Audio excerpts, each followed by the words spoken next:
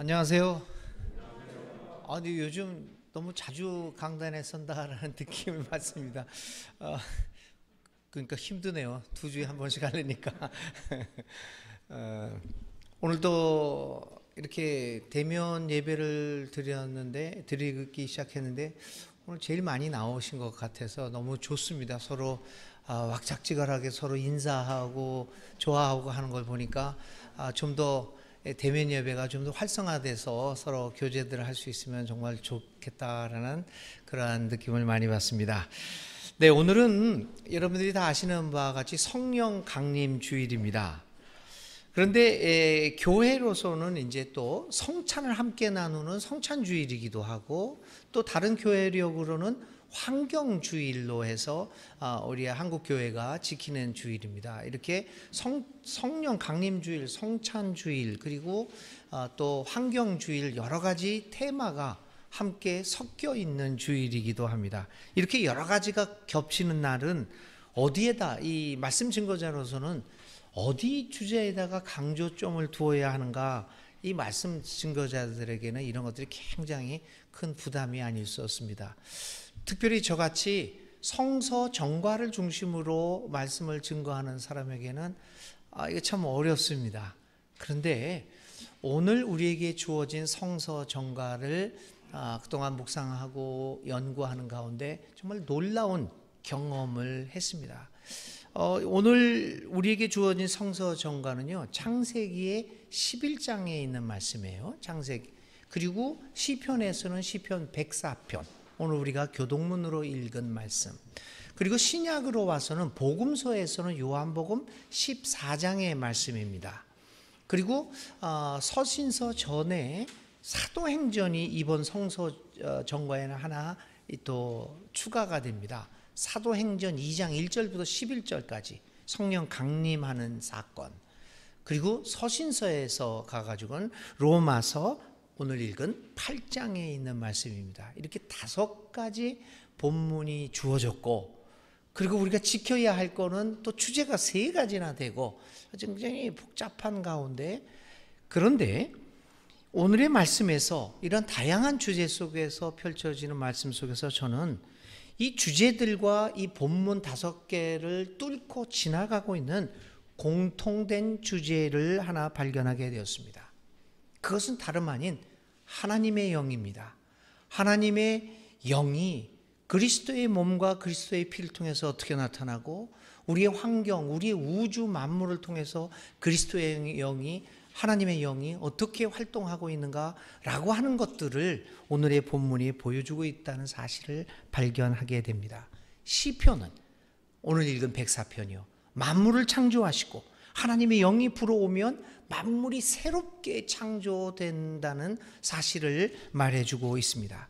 창세기는 주님의 영이 인간의 역사 한복판에 와서 어떤 일을 행하셨는가를 보게 됩니다. 우리에게 가르쳐주고, 이 사도행전과 로마서와 또 로마서 같은 경우에는 하나님의 하신 이 영의 하신 일들, 사도행전과 로마서에서 아주 분명하게 말하고 있고, 특별히 요한복음 14장에 있는 말씀은 성령님에서 예수님이 보내시는 하나님의 영이 결국은 우리에게 어떤 결과를 가져오느냐라고 하는 것들을 말씀하고 있습니다.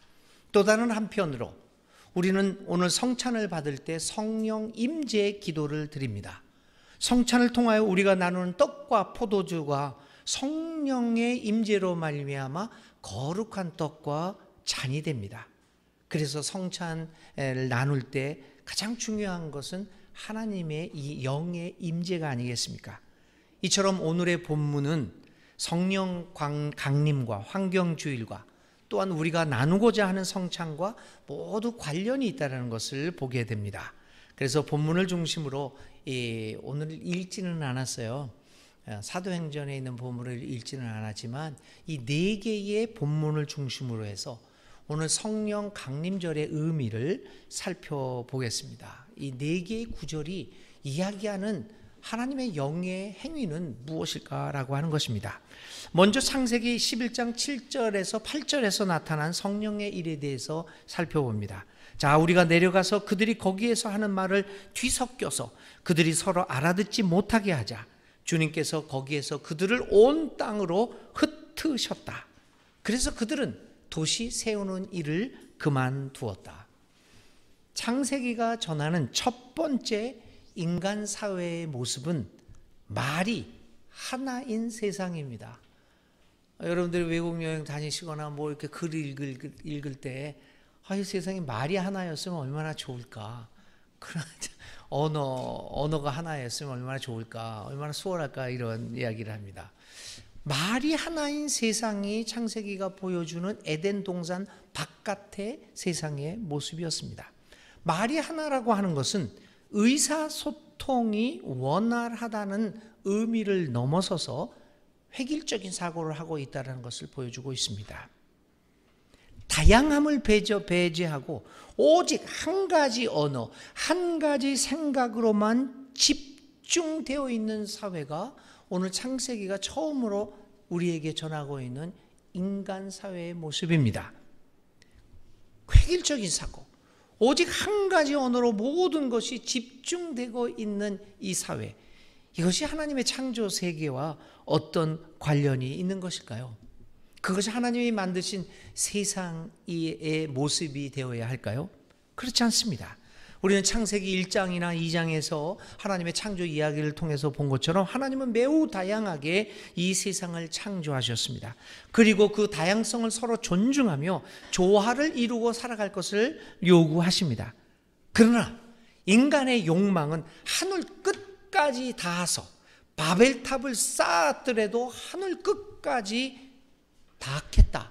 하나님처럼 되어야겠다라고 하는 이 인간의 욕망은 그런 다양성을 용납할 수가 없습니다. 모든 것을 자기를 중심으로 하려는 인간, 선악을 구별하는 근거를 자신에게 두고자 하는 인간이 어찌 다양한 것을 용납할 수 있겠습니까? 자신이 모든 선악의 기준이 되고 하나님처럼 되고 싶은데 다양성은 도저히 받아들일 수 없는 것입니다. 그래서 오늘 인간은 언어가 하나인 까닭에 바벨탑을 쌓게 되었습니다. 여러분, 이러한 사회, 언어가 하나인 사회, 획일적인 사회는 결코 우리가 하나님 안에서 추구하는 사회의 모습이 될 수 없습니다. 우리에게 필요한 것은 말이 같은 것을 넘어서서 말이 다르다고 하더라도, 언어가 틀리다고 하더라도 서로 좋아하는 능력이 아니겠습니까? 모든 것을 나 중심으로 해서 똑같이 만들면 되겠습니까? 결국 인간의 이러한 획일적인 사고, 나를 중심으로 살아가겠다라고 하는 인간의 욕망은 탑 꼭대기가 하늘에 닿게 하여 이름을 날리고 온 땅 위에 흩어지지 않게 하자는 데까지 도달합니다. 끝없는 인간의 욕망, 하늘 높은 줄 모르고 위로만 달려가게 만듭니다. 이처럼 우리는 계속하여 바벨탑을 쌓고 있습니다. 그런데 하나님의 영은 그것을 용납하지 않습니다. 욕망에 가득 찬 사람들을 온 땅으로 흩으십니다. 말을 어지럽게 만듭니다. 말을 서로 다르게 만듭니다. 하나님의 영이 하신 첫 번째 일은 다른 것이 아닌 사람들을 흩어지게 만든 것입니다. 획일적인 세상을 거부하시고 다양한 가운데 조화로운 세상을 만드시기를 원하시는 하나님의 섭리를 느끼게 만드는 기록입니다. 많은 분들이요, 인간을 흩어지게 만들었다고 하는 것이 하나님의 저주라고 해석을 하는 그런 분도 많았습니다. 그런데 여러분, 오늘 다른 관점에서 창세기 11장 바벨탑의 사건을 보면 하나님이 온 땅으로 사람들을 흩어지게 만든 것은 하나님의 저주가 아니었습니다. 그것은 하나님의 역사입니다. 그것은 오히려 획일적으로 됨으로써 바벨탑을 중심으로 나를 중심으로 해서 이루어져가는 이 인간의 삶, 풍요로움을 포기하는 인간의 삶을 불쌍히 여기서 오히려 인간을 흩어주셔서 우리의 삶을 다양한 가운데 더욱 풍요롭게 만들어 주시고자 하는 하나님의 사랑의 행위가 아니겠습니까? 사실 다양함은 우리의 삶을 더욱더 깊고 넓고 풍요롭게 만들어줍니다. 이제 뭐 코로나가 뭐 이렇게 엔데믹이 되고 그래서 뭐 좀 이렇게 여행도 이제 해외 여행도 이제 가게 되지 않습니까? 아니 여러분, 다른 나라의 모든 것이 똑같다고 하면 해외 여행 가겠습니까? 인생 정말 재미없죠. 하나님이 창세기 11장에서 우리를 흩트지 않으셨다면 저와 여러분 얼마나 재미없는 인생을 살아가셨겠습니까? 저주와 심판으로 해석되고 하던 인간을 온 땅으로 흩으셨던 이 하나님의 행위는 결국 인간들을 위한 하나님의 사랑의 배려라는 역설적인 진리를 우리는 발견하게 됩니다. 그래서 오늘의 삶에서 생각하는 성령 강림의 첫 번째 의미는 우리를 획일성을 넘어 다양성의 세계로 이끄시는 성령의 행위의 의미가 있다는 것입니다. 여러분, 만일 우리에게 하나님의 영이 불어온다면, 우리 교회에, 우리 사회에 하나님의 영의 바람이 불어온다면 그 영은 우리를 획일적인 사고방식이나 획일적인 세계가 아니라 우리를 다양한 세계로 이끄실 것입니다.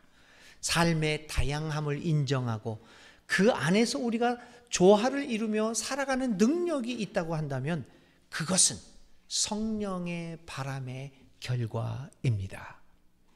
두 번째, 이 성령의 행위의 두 번째 의미는 사도행전 오늘 읽지는 않았지만 2장 4절부터 8절의 본문에서 찾아볼 수 있습니다. 그들은 모두 성령으로 충만하게 되어서 성령이 시키는 대로 각각 방언으로 말하기 시작하였다. 그들은 놀라 신기하게 여기면서 말하였다. 보시오, 말하고 있는 이 사람들은 모두 갈릴리 사람이 아니요? 그런데 우리 모두가 저마다 태어난 지방의 말로 듣고 있으니 어찌 된 일이요? 창세기에서 하나님의 영은 사람들을 획일성이 아닌 다양성의 세계를 이해하게끔 해주셨습니다. 그런데 사람들은 다양성을 인정은 하였지만 그러나 흩어져 살아갔습니다. 받아들이기는 하였지만 그 다양성 속에서 어떻게 살아가야 하는지를 몰랐습니다. 그래서 분열됐습니다. 흩어졌습니다. 그래서 다양성은 우리에게 가끔은 혼란을 가져다 주고 갈등을 야기시킵니다. 그 결과는 우리들 사회에서의 분열과 혐오와 배제입니다. 그런데 이러한 혼란과 흩어짐, 배제, 혐오, 분리, 분열, 갈등의 사건이 오늘의 본문에서 극복되어지고 있다는 것을 봅니다. 하나님의 영이 사람들로 하여금 변하게 만듭니다. 다양성 속에서 어떻게 살아가야 할지를 하나님의 영이 가르쳐 줍니다. 언어가 다르지만 하나님의 영이 사람들로 하여금 방언을 하게 만듭니다. 언어가 다르지만 모든 사람에게 이해가 되는 말로 들리게 만듭니다.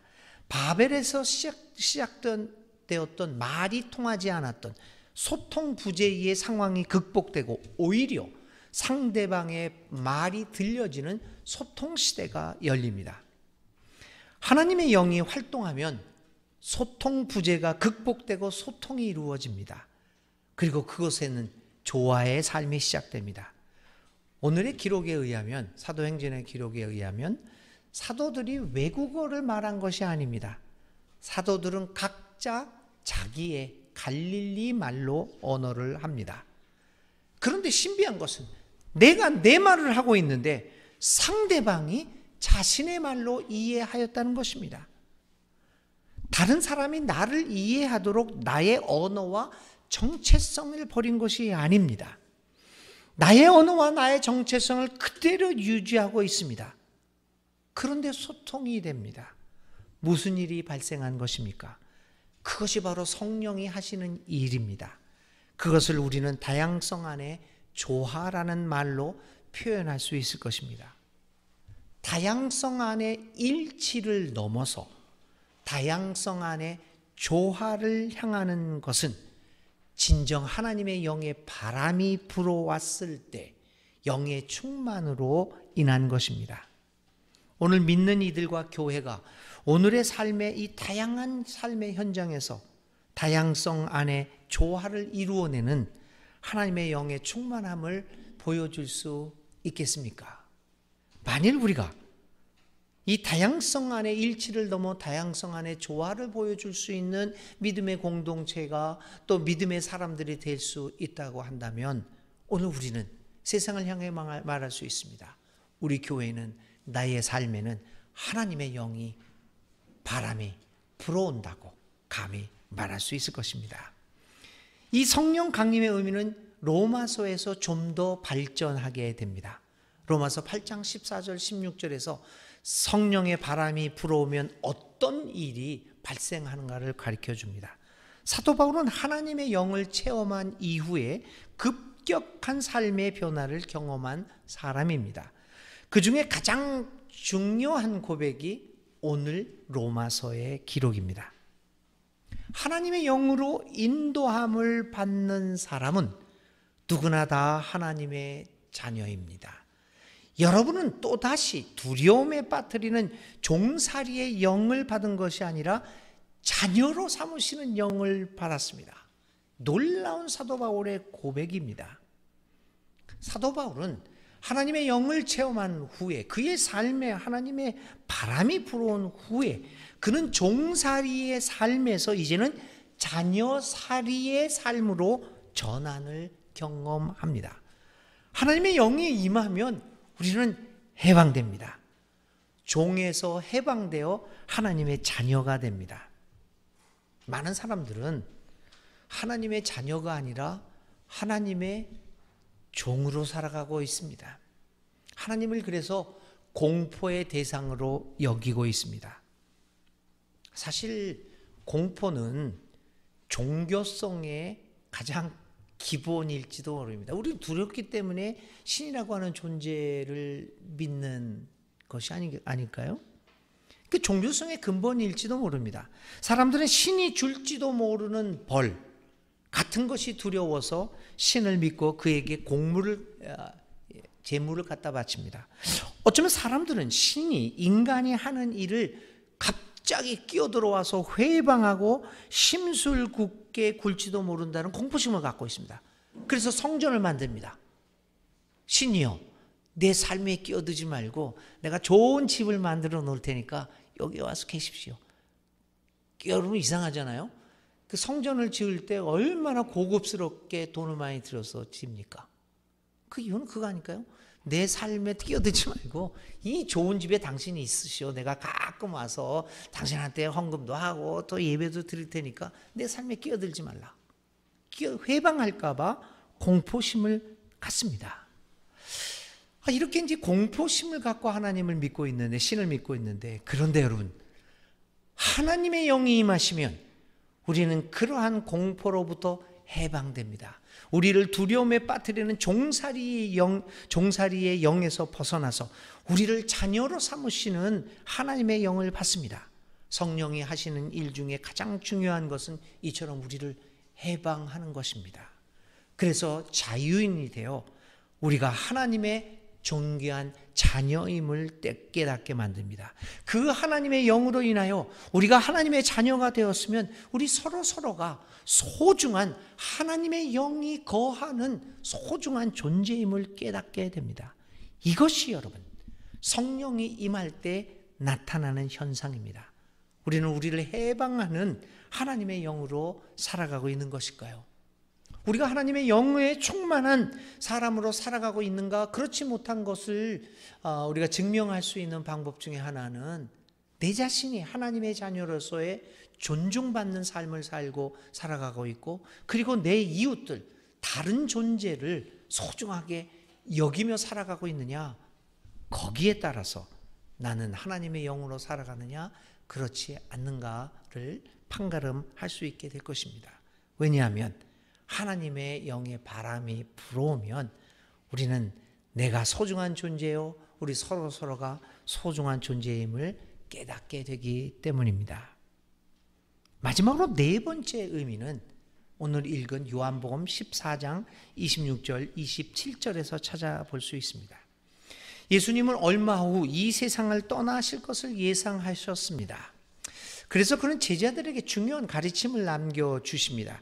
그 중에 하나가 오늘 우리가 읽은 말씀에 기록되어 있습니다. 나는 곧 너희 곁을 떠나지만 하나님이 너희에게 성령을 보내줄 것이다. 그러면서 하신 말씀이 예수님의 하나님 보내주시는 성령이 우리에게 오면 두 가지 일을 한다고 그랬어요. 첫 번째는 예수님의 가르침을 기억하게 만들고, 그래서 성령의 감동과 이끌림에 의해서 우리는 예수님이 우리에게 남겨주신 가르침의 의미를 깨닫게 된다고 합니다. 이 그래서 성령의 인도하심, 이끄심, 성령의 깨우쳐줌은 예수님의 길을 따르는 데 있어서 절대적인 요소입니다. 성령의 감동 없이 어떻게, 성령의 깨우침 없이 어떻게 예수님의 가르침이 무엇인지를 알 수가 있겠습니까? 많은 분들은 제 평소에 이렇게 목회를 하면서 늘 얘기해요. 목사님은 늘 성경을 공부하고 신학도 열심히 공부하고 그러니까 성경의 의미를 더 많이 우리보다 잘 알겠죠. 그것도 일리는 있습니다만 그렇지는 않습니다. 반드시 이 공부가 깊었다고 해서 하나님의 말씀의 의미를 제대로 깨닫는 것은 결코 아닙니다. 성령의 깨우침, 이것이 우리로 하여금 예수님의 가르침을 기억나게 만듭니다. 그래서 오늘 성령 강림주의를 지키면서 우리는 기도합니다. 성령이 오소서 우리를 주님의 길로 이끌어 주시고 이렇게 예수님의 말씀을 기억하고 예수님의 하신 일이 무엇인가를 깨닫게 하소서 기도할 수밖에 없습니다. 이처럼 성령 임함의 증거는 우리가 예수님의 가르침을 따라 살아갈 때 드러나고 있습니다. 근데 그 후에 예수님은 성령이 우리를 예수님의 길을 깨닫게 하고 예수님의 가르침을 기억나게 하고 그것을 따라하게 만들 것이다 얘기 끝나시고 뭐라고 얘기하시냐면 그런데 나는 너희에게 평화를 준다. 저는 이 말씀에 성령 강림의 가장 핵심적인 가르침이 있는 것을 발견합니다. 성령 임함의 가장 큰 결과는 평화의 삶이 있습니다. 예수님은 평화를 주십니다. 그러나 그 평화는 전쟁 없는 상태의 평화가 아닙니다. 그 평화는 세상이 줄 수 없는 영원하고 진정한 평화입니다. 그것은 하나님이 세상을 창조하시고 마지막 날 쉬셨다는 기록에서 보이는 샬롬, 평화입니다. 성령 강림에 하나님의 바람이 우리 삶에 불어오고 우리의 사회에 그 바람이 불어온다면 그 최종적인 결과는 평화의 삶이라고 하는 것입니다. 모든 생명 존재가 함께 어울려서 살아가는 사랑과 정의, 생명의 세계를 가능케 하는 평화입니다. 어제 우리 교회에서 생태 여행을 했잖아요. 그 평화나무 농장 거기를 이렇게 갔는데 소들이 그때 우리 소개하신 우리 안희섭 형제님하고 문경란 자매님이 소가 웃는다고 그랬어요. 그때 어저께 어떤 분이 나보고 오늘 와가지고 어저께 갔다 오셨죠? 원장님 갔다 오셨죠? 네. 소가 진짜 웃어요. 그래.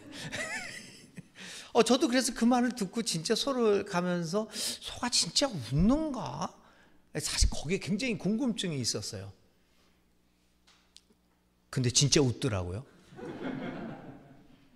갔는데 이 소들이 이렇게 오면은 사람한테 이렇게 다가오면서 이렇게 꼭 개송아지 같이 그 머리 이렇게 들고 만져달래. 오히려 내가 무서워서 못 만지겠어. 근데 애들이 자꾸만 평화로운 얼굴을 가지면서 계속 만져달라고 이렇게 이야기를 하더라고요. 이거 하더라고요.